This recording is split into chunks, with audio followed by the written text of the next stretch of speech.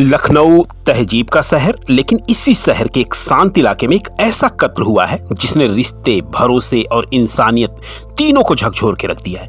लखनऊ के आशियाना sector L में एक घर, जहां 20 फरवरी की सुबह एक पिता जिंदा अंदर गया लेकिन बाहर कभी नहीं निकला। घटना की शुरुआत कुछ यूं होती है कि 20 फरवरी की सुबह 49 साल के मानवेंद्र सिंह, जो शराब के कारोबारी थे और उनका एक पैथोलॉजी लैब भी चलाते थे, मतलब एक पैथोलॉजी लैब भी उनका था और शराब के कारोबारी थे। घर में उन्होंने सीसीटीवी लगवा रखी थी, जिससे जब हमें सीसीटीवी फुटेज देखते हैं तो वहां पता चलता है कि सुबह अंदर जाते तो वो दिखते हैं, लेकिन हैरानी की बात यह थी कि उसके बाद उनके बाहर निकलने की कोई फुटेज जो है कैमरे में नहीं मिलती है। यानी वो कैमरे में नहीं दिखाई पड़ते हैं कभी भी बाहर निकलते हुए। मतलब ये लास्ट टाइम जब उनको अंदर जाते हुए देखा जाता है तो उसके बाद वो बाहर नहीं आते हैं। उसी दिन उनका 21 साल का बेटा अक्षत प्रताप सिंह थाने में पहुंचता है। अक्षत जो है पुलिस के पास जाता है और सुबह करीब 6 बजे कहता है कि पापा ने मुझे जगाया था और कहा कि बेटा हम दिल्ली जा रहे हैं और 21 फरवरी तक लौट आएंगे। 3 मोबाइल फोन थे उनके, लेकिन तीनों बंद। शुरुआत में कहानी बहुत ही सामान्य लगती है, लेकिन पुलिस को एक चीज खटक गई कि घर के बाहर लगे सीसीटीवी में मानवेंद्र सिंह का घर से निकलना रिकॉर्ड ही नहीं था। शक की सुई जो है घूम जाती है, जांच की जाती है और जांच की जिम्मेदारी संभाल रहे थे डीसीपी मध्य विक्रांत वीर। मोबाइल पे उन्होंने आखिरी लोकेशन उनकी ट्रेस की तो उनका जो आखिरी लोकेशन मिलता है वो काकोरी इलाके में मिलता है। पुलिस वहां पहुंचती है, फोन नहीं मिलता है। अब शक की सुई जो है धीरे धीरे घर की तरफ घूमने लगती है और पूछा जाता है कि मानवेंद्र को उन्होंने कब लास्ट बार देखा था। तो पड़ोसियों से पूछताछ होती है। कुछ लोगों ने बताया कि 19 और 20 फरवरी की रात तीसरी मंजिल पर हलचल थी, तेज आवाजें भी सुनी गई थी, लेकिन किसी ने ध्यान नहीं दिया। सबने सोचा घर का झगड़ा होगा। जब अक्षत से दोबारा पूछताछ हुई तो उसकी बातें बदलने लगी। पहले कहा कि पापा डिप्रेशन में थे, शायद आत्महत्या कर ली होगी। फिर कहा मुझे कुछ नहीं पता। यही पुलिस को यकीन हो गया कि कहानी में कुछ बहुत बड़ा झोल तो है, यानी कहानी में कुछ ना कुछ गड़बड़ है। फैसला हुआ कि घर की तलाशी ली जाएगी, तभी जो है सच सामने आएगा। फिर तलाशी ली जाती है घर की और घर में सभी जगह ढूंढा जाता है।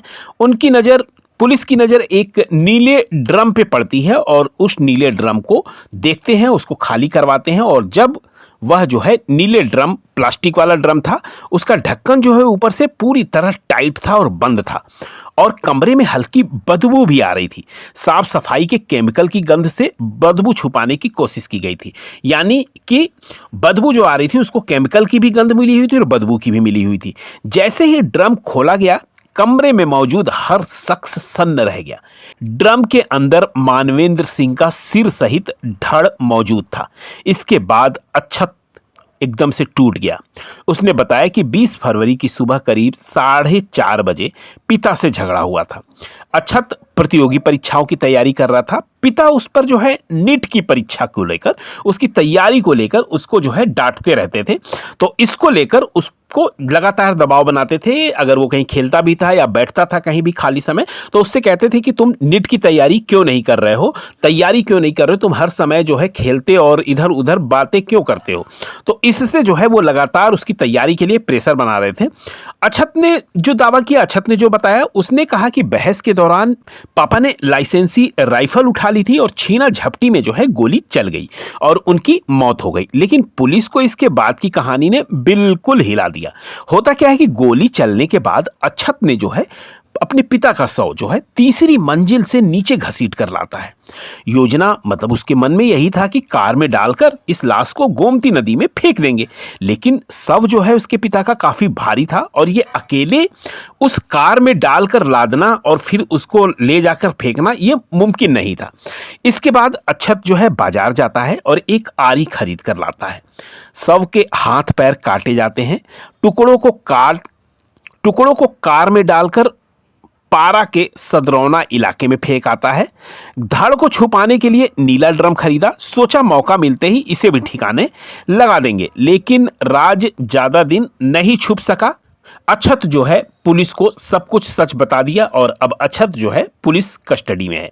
लेकिन सवाल अब भी बाकी है, क्या ये सच में हादसा था या फिर ये एक सोची समझी हत्या? क्या सिर्फ पढ़ाई का दबाव था या एक बेटे को हत्यारा बना सकता है? आप क्या सोचते हैं? अपनी राय कमेंट में जरूर लिखिएगा। वीडियो अगर पसंद आए तो लाइक, शेयर और सब्सक्राइब करना नहीं भूलिएगा।